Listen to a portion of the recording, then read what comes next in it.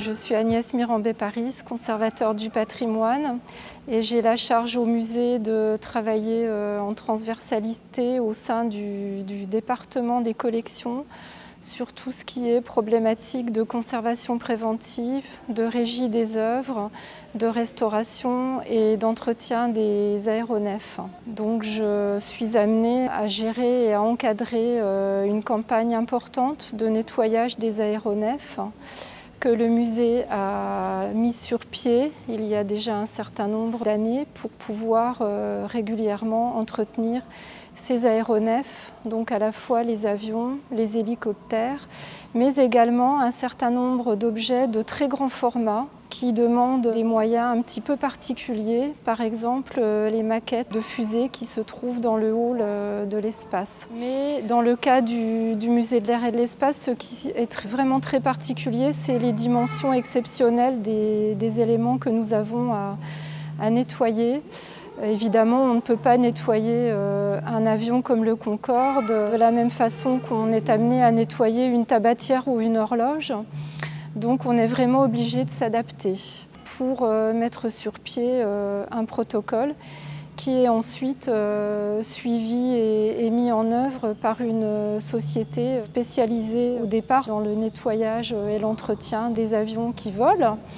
Mais ensuite, bien sûr, les pratiques mises en œuvre sont adaptées pour des avions potentiellement fragiles, dont la peinture peut être amenée à s'écailler parce qu'ils sont très anciens et aussi parce qu'on a aussi des problématiques un petit peu différentes puisque les avions ne volent pas.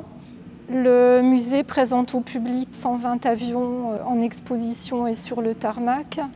Un certain nombre d'entre eux sont trop fragiles pour faire l'objet d'une campagne de nettoyage semi-industrielle, même si elle est adaptée aux objets du patrimoine, puisque nous avons des avions en bois étoile, par exemple, dans la grande galerie, qui sont, eux, uniquement nettoyés de manière très précautionneuse par les régisseurs et les restaurateurs du musée.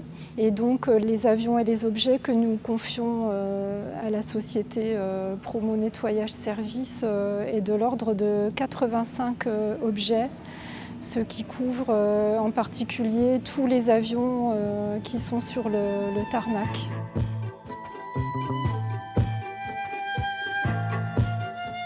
Bonjour, je m'appelle Ronan Ostric, donc gérant de la société Oneo Grande Service avec une branche patrimoniale qui s'appelle Promo Service. On a commencé le nettoyage et la protection de peinture sur le monde de l'aéronautique en 2008 exactement, donc il y a 14 ans maintenant. On a monté une première base aéronautique sur la plateforme de Toulouse, ici ensuite au Bourget, pour derrière continuer sur 5 bases opérationnelles. Au bout de 14 ans d'expérience, donc aussi bien sur les avions en opération que sur le service patrimonial, on s'aperçoit qu'il y a deux métiers complètement différents, même si les objets sont les mêmes. D'un côté, on fait de l'esthétique, de l'autre côté, on fait du patrimonial et de la conservation, notamment de peinture, pour pouvoir d'ailleurs figer dans le temps les objets du passé et aller vers un devoir de mémoire quelque part pour pouvoir avoir nos enfants qui ont la projection du passé et en même temps du futur. Alors il y a plusieurs étapes. La première étape, c'est on fait un état des lieux à l'instant T de l'avion, parce qu'en fonction de son état, on va utiliser différentes technologies, différentes méthodes de nettoyage pour pouvoir derrière rendre l'avion tel qu'il était à l'origine. Ça, c'est notre métier de conservation de patrimoine, pour pouvoir derrière ensuite protéger l'avion.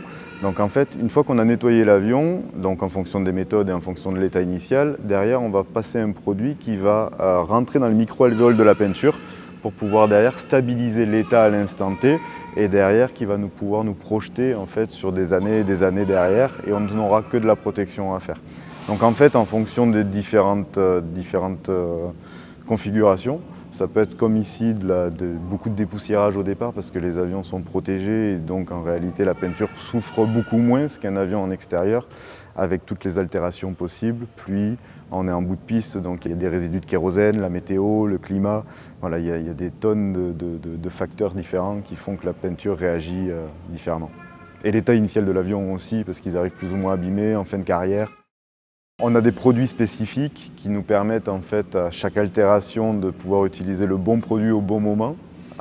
Et après derrière, c'est vraiment la protection de peinture qui va faire qu'en réalité ça crée une espèce de bulle. En fait, on met la peinture sous bulle et donc toute altération ne touche plus la peinture en réalité. C'est la protection qui prend et qui est en surface contact en fait avec les altérations, ce qui nous permet derrière de pouvoir être non agressif au niveau des peintures et non abrasif au niveau de tout ce qui est touché avion. Voilà.